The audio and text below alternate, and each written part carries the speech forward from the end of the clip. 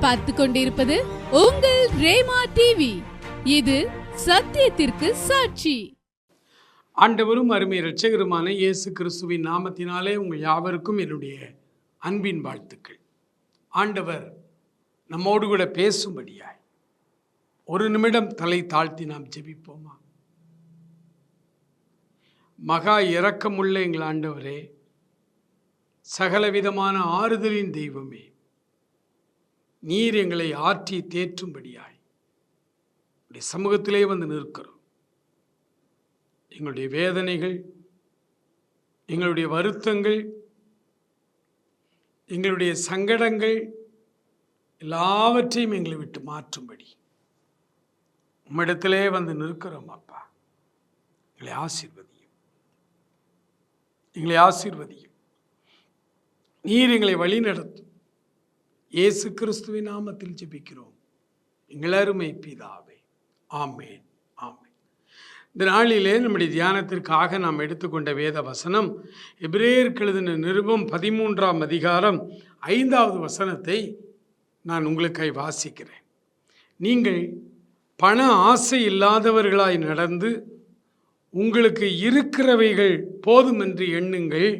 நான் உன்னை விட்டு விலகுவதும் இல்லை, உன்னை கைவிடுவதும் இல்லை என்று அவர் சொல்லி இருக்கிறாரே. அன்புக்குரியவர்களே, கிறிஸ்தவ வாழ்வு என்பது அவருடைய வார்த்தையின்படி அடிபணிந்து நடக்கிறது தான் அவருடைய வாழ்வு. இந்த கிறிஸ்தவ வாழ்வுக்கு உலகில் அத்தனை பேருமே நாம் அழைக்கப்படுகிறோம்.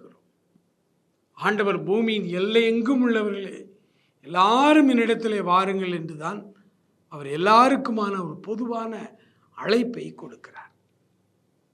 அவர் படைத்த ஜனம், அந்த ஜனங்கள் பெருகும் பொழுது அவர்கள் தங்களுக்குள்ளே பலவிதமான பிரிவினைகளோடு தங்களை பிரித்து கொள்ளுகிறார்கள். மேலே நாடுகளிலே நிறத்தின் அடிப்படையிலே பிரிந்திருக்கிறார்கள்,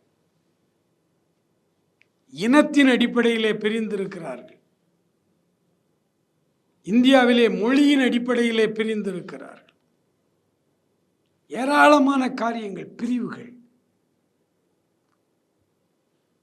ஆனால் படைத்த தெய்வம் ஒருவர். அவர் இந்த பிரிவினைகளை எல்லாம் அவர் உருவாக்கவில்லை. மனிதர்கள் தாங்களாய் தங்களை ஆண்டு கொள்வதற்கு உருவாக்கப்பட்ட பல காரியங்கள், மதம் உட்பட மக்கள் பிரிந்து பிரிந்து கிடக்கிறார்கள். கடவுள் பிரிந்திருக்கவில்லை, அவர் ஒருவர், ஒன்றான மெய் தேவன்.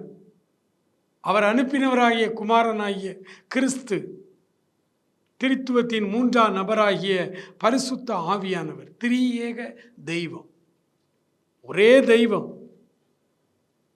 3 விதங்களிலே செயலாற்றுகிறவர். அந்த தெய்வம் அவருடைய பார்வையிலே எந்த பிரிவு கிடையாது. அவர் எல்லாரையும் நேசிக்கிறார். ஆகவே அவருடைய உள்ளத்தில் இருப்பதெல்லாம் அன்பு. அது தவிர வேறு ஒன்றும் அவரிடத்தில் இல்லை. எந்த வேற்றுமையின் நிழலும் அவரிடத்தில் இல்லை.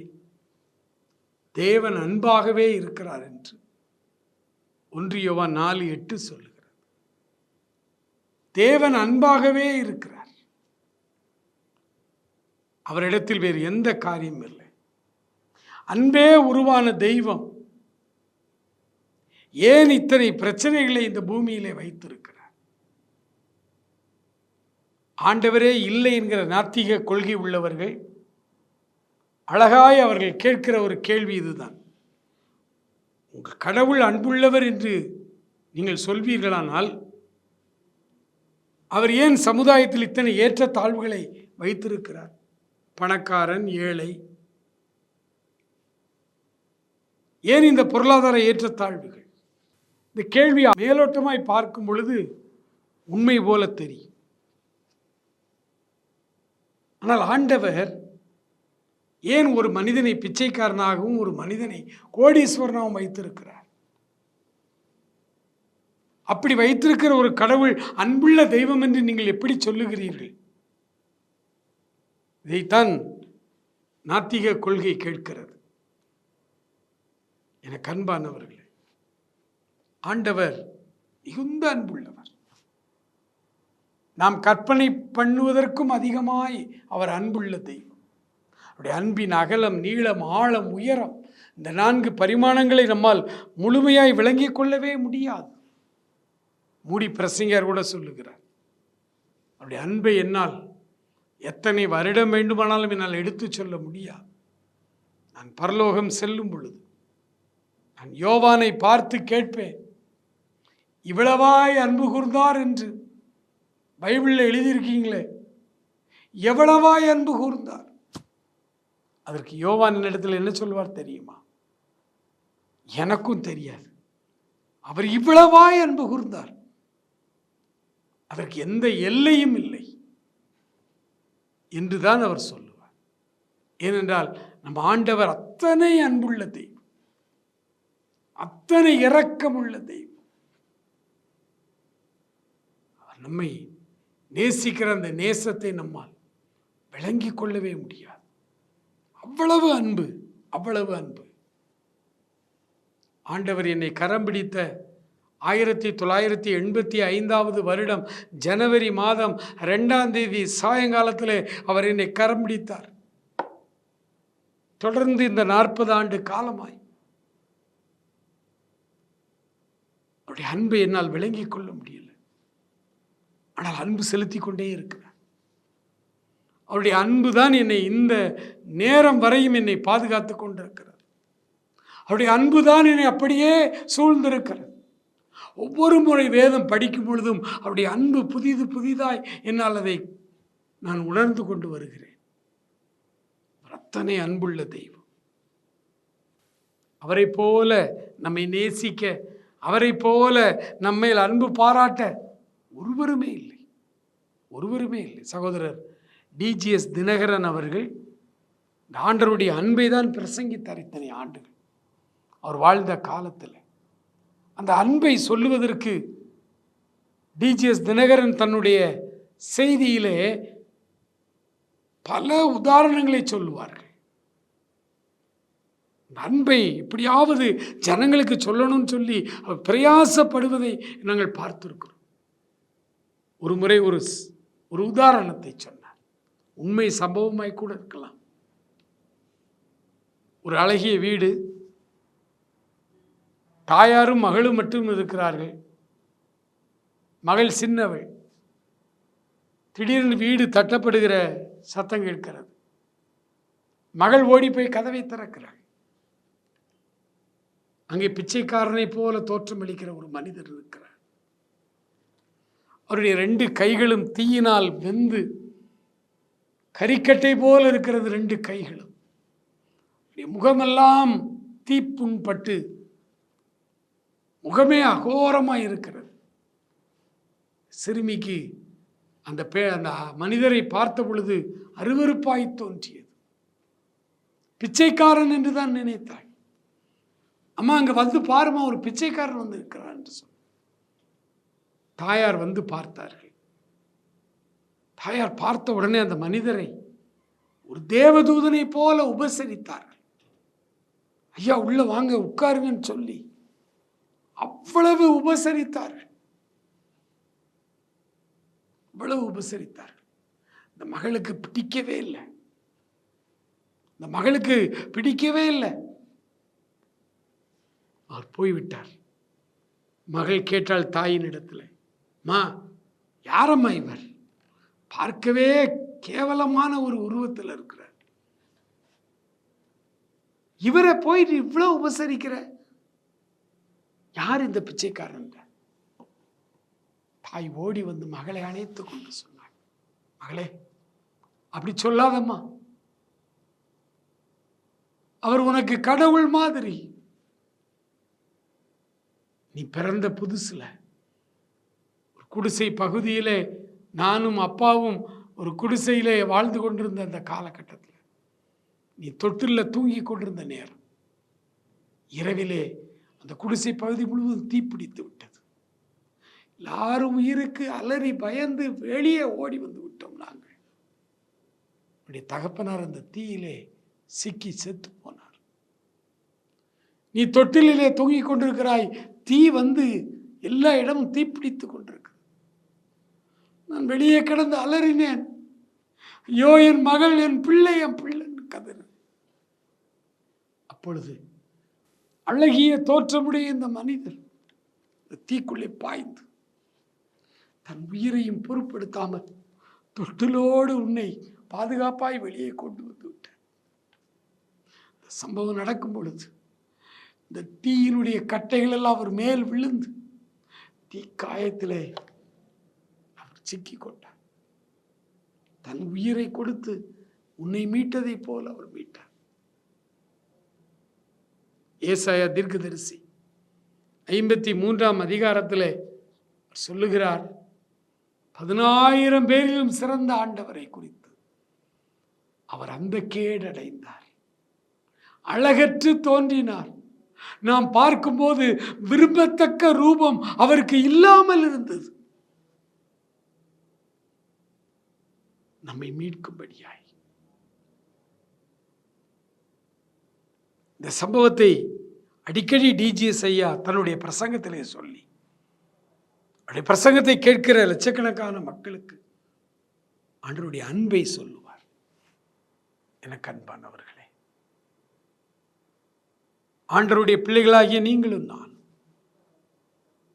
எபிரேயர் 13:5 சொல்வது போல அவர் சொல்லுகிற, நான் உன்னை விட்டு விலகுவதும் இல்லை, உன்னை கைவிடுவதும் இல்லை. நான் உன்னை விட்டு விலகுவதும் இல்லை, உன்னை கைவிடுவதும் இல்லை என்று அவர் சொல்லியிருக்கிறார். பிரியமானவர்களே, அவருடைய அன்பை சற்றே நீங்கள் விளங்கிக் கொள்ளுங்கள். இந்த வசனத்தை சொல்லும் போது அவர் சொல்றார், நீங்கள் பண ஆசை இல்லாதவர்களாய் நடந்து. ஆண்டவர் என்னை பாதுகாக்கும்படி என்னோடு இருக்கிறார். அவர் எனக்கு தருகிற செல்வத்தின் பெரும் பகுதியை நான் அவருடைய ஊழியங்களுக்கே நான் செலவழிப்பேன்.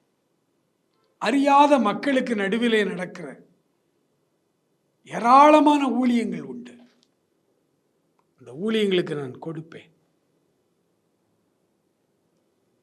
நீங்கள் பண ஆசை இல்லாதவர்களாய் இருந்து உங்களுக்கு உரியவைகள் போதும் என்று இந்த போதும் என்கிற மனது குடும்ப வாழ்வுக்கு மிக மிக மிக மிக இன்றியமையாது. போதும் என்கிற மனதுடனே கூடிய தேவ பக்தி.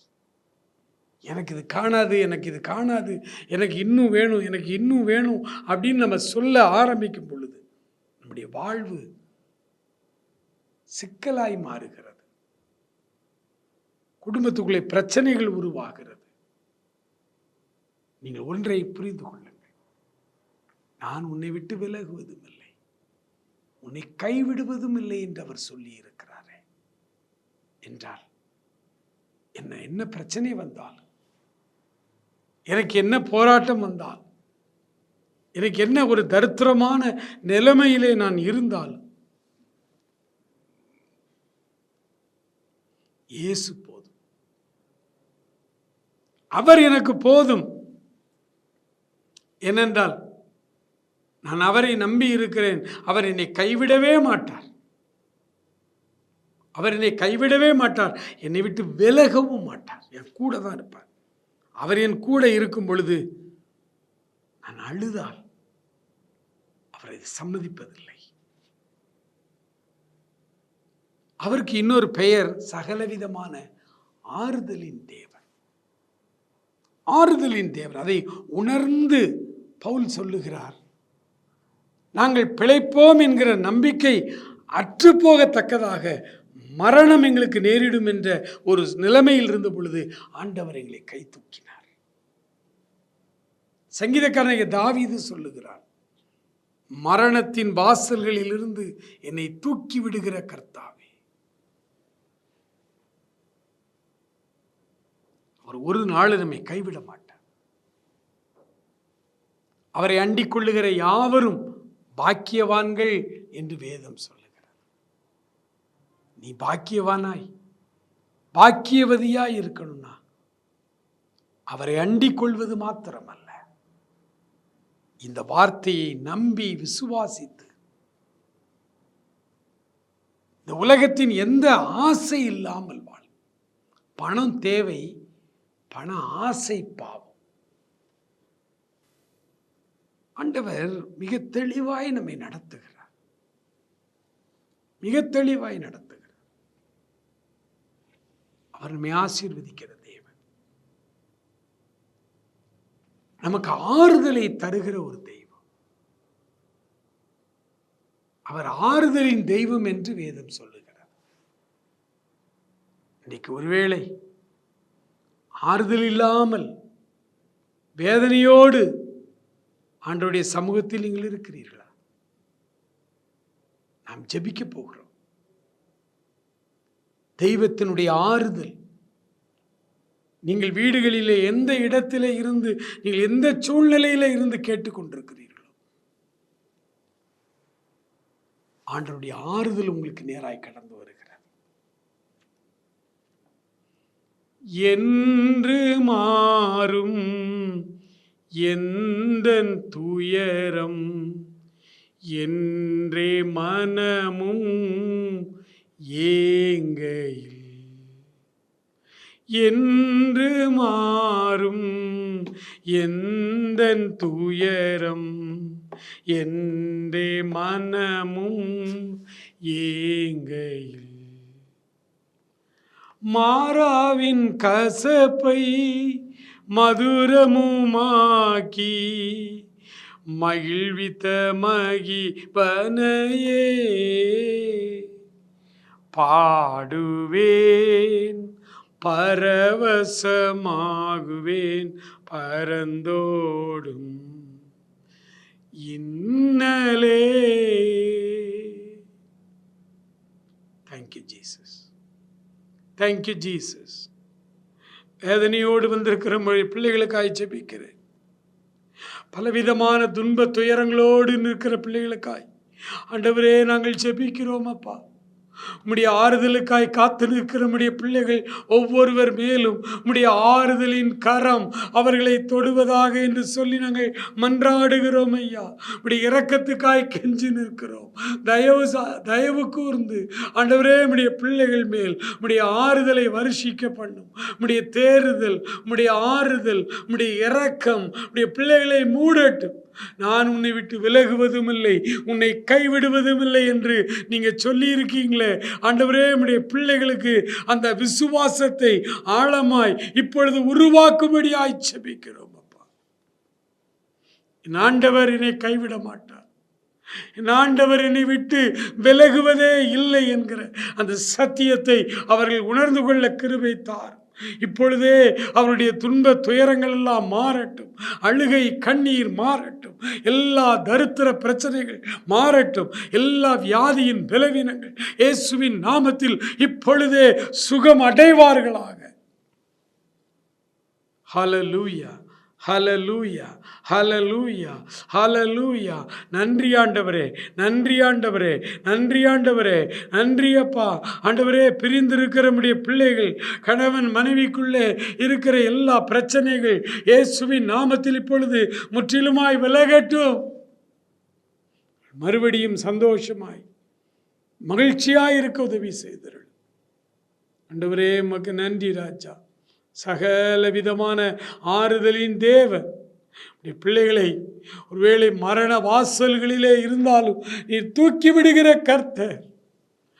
பிள்ளைகளுடைய கொடுமையான பிரச்சனைகளில் இருந்து அவர்களுக்கு ஒரு ஆச்சரியமான விடுதலையை நீர் கொடுக்கும்படியாய் ஜெபிக்கிறேன்.